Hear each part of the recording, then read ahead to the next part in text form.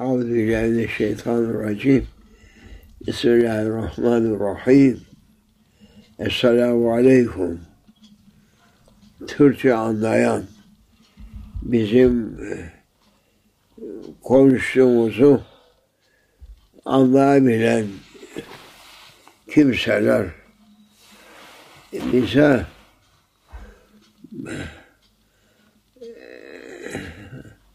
bazı sualler soruyorlar ve cevap istiyorlar.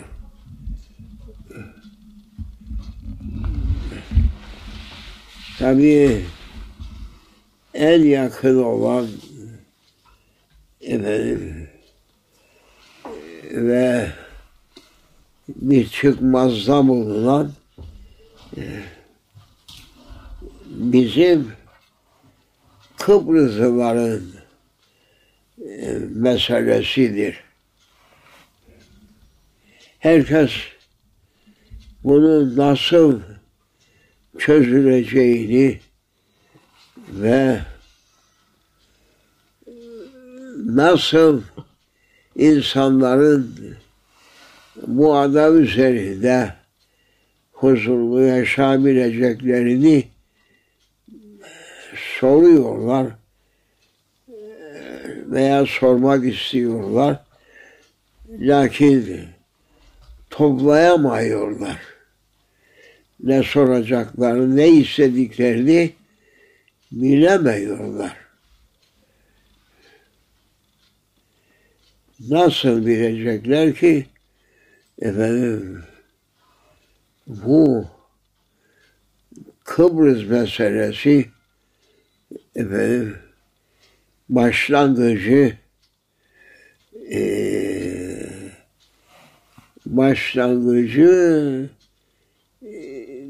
Birinci Cihan Harbi'nden sonra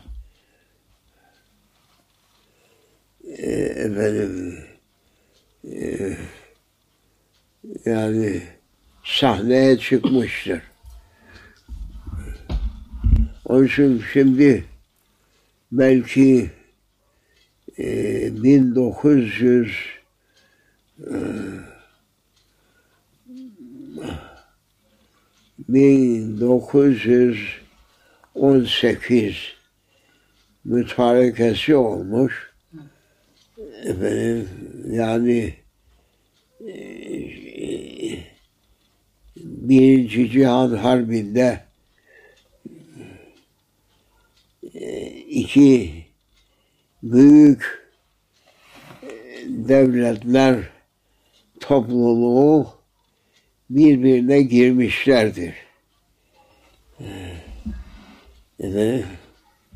4 sene harp edilmiştir.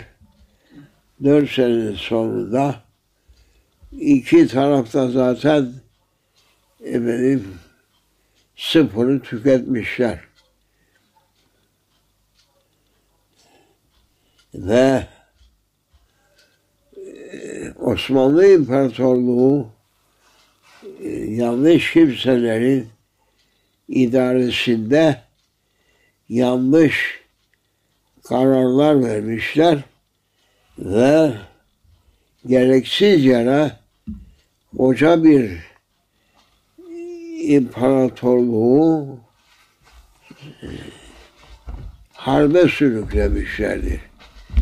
Hiç gereği yoktu. Tabii bunun anatomisini hala yapmadılar. Çünkü çok bir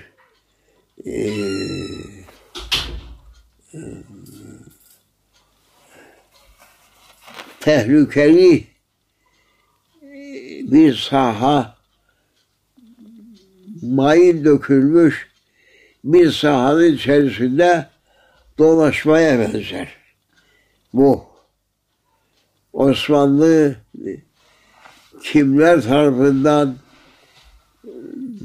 ne için, ne yolla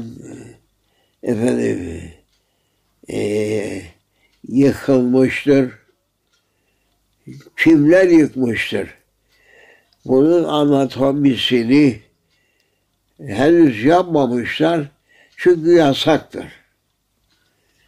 Yasak olduğu vakitte bu millet kendisinin başına gelenleri nasıl geldiğini bilemiyorlar. Hiç bilmiyorlar. Nasıl oldu da biz bu hale düştük? Sorma diyor yukarıdakiler.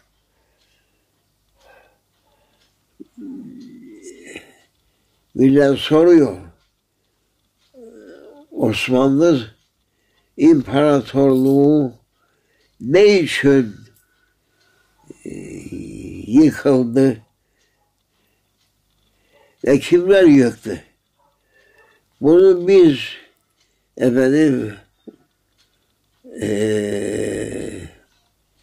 muhakemesini isteriz. Ve suçlu kimlerse yüksek şeriat mahkemesi önünde bunlar mahkum edilmeli veyahut da beraat ettirilmelidir. Şimdi filan şahıs var. Filan şahıs var. Filan şahıs var. 1908'den itibaren bu kimseler, bunların hüviyetleri belli değildir. Soy sopları belli değildir. Ne yapmak istedikleri gizli bırakılmıştır. Bunlar Avrupa'dan ve Balkanlardan gelme kimselerdir ki bunların henüz hüviyetleri millete bildirilmemiştir. Uydurma tarihlerle bunlar geliştirilmiştir. Milletin şimdi istediği Osmanlı Devleti'ni yıkanlar kimlerdir? Birinci bu lazım. Hem saltanatı yıktılar, hem bütün dünyaya hükmeden hilafet makamını da yıktılar. Kimler yıktı? Ne sebeple yıktı? Maksatları neydi? Bu derin suallerdir. Bunun anatomisini belki 40 saat en azından bu kompütör mü bunlar? Evet. Kompütörlere belki 40 mecliste bir kısmını söyleyebilirler. Lakin bu da yasaklanmıştır. Yasaktır. Yasaktır. Sultan Aziz Cennet Mekan'dan itibaren şiddetlenen küfür dünyasının azgınlığı tabii İslam ile onlar din olarak baş koşamaz.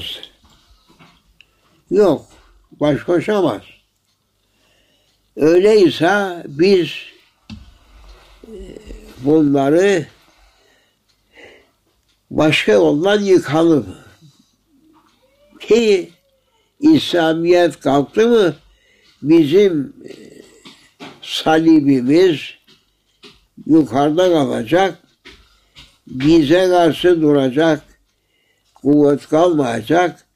Bizim dinimizi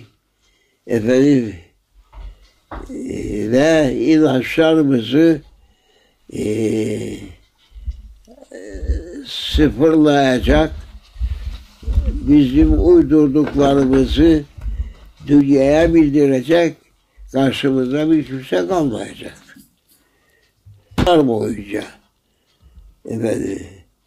Hristiyan alemi İslam dinine düşmanlık etmişler ve Kuds-ı Şerif'i vesile yaparak Beytül Makdis'i ele geçirmek için Ehli Salib Haçlılar seferi vurmuşlar. Bunun anatomisi de ciltler ister.